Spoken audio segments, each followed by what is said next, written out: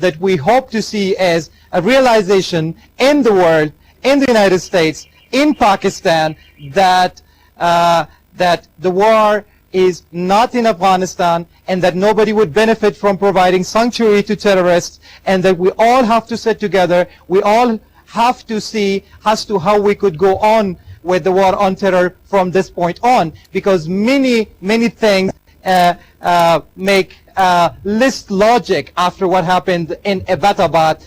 A lot of things will make less logic if we continue in the same way we did, by raiding the Afghan houses, by going into Afghan villages. This has to change. Right. Pakistan has to realize, United States has to realize, and we have to work together to free both Afghanistan and Pakistan, and as a whole, the world, from this menace. Wahid Omar, spokesman for President Karzai, thanks for joining us on GMT from the Afghan capital. Now, of course, reaction is coming in all of the time to the killing of Osama bin Laden. And if we move from Afghanistan to Pakistan, Prime Minister Yusuf Raza Gilani has in recent moments described the killing of Osama bin Laden as a major victory against terrorism, but he refused to comment on what he and his government actually knew of the US operation before it happened. The British Prime Minister David Cameron said it would bring great relief to people across the world.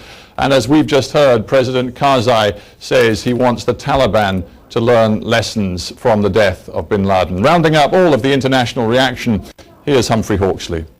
Around the world, breaking news of Osama bin Laden's death, a line drawn under the life of a man who redefined global warfare, and a swift response of gratitude from Britain. I would like to congratulate the US forces who carried out this brave action. I'd like to thank President Obama for ordering this action.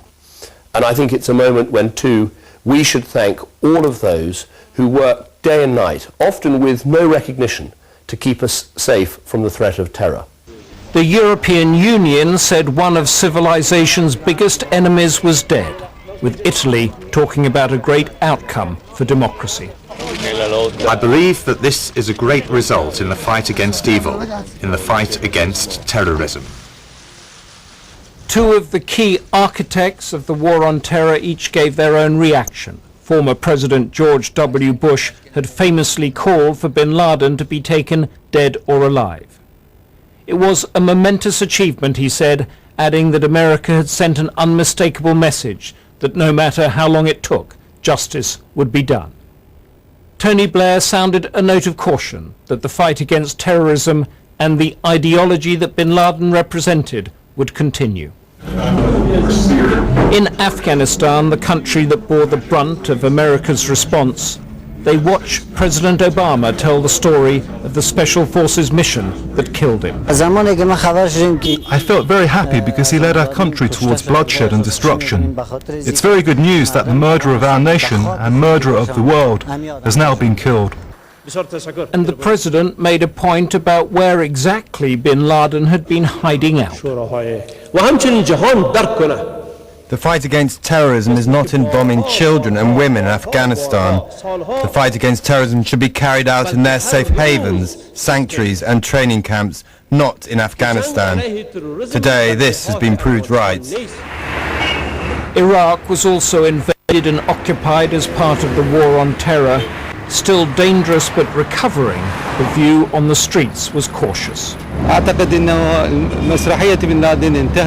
Innocent nations have had to pay the price for the monster that was created to portray a distorted picture of Islam and Muslims. And ultimately, innocent people who had nothing to do with him have had to pay the price. And Afghanistan, nearly 10 years on, is still at war, with a voice of realism that bin Laden's death will not usher in sudden peace and stability. Humphrey Hawksley, BBC News. And still to come on GMT, from freedom fighter to America's public enemy number one, we look at Osama bin Laden's life.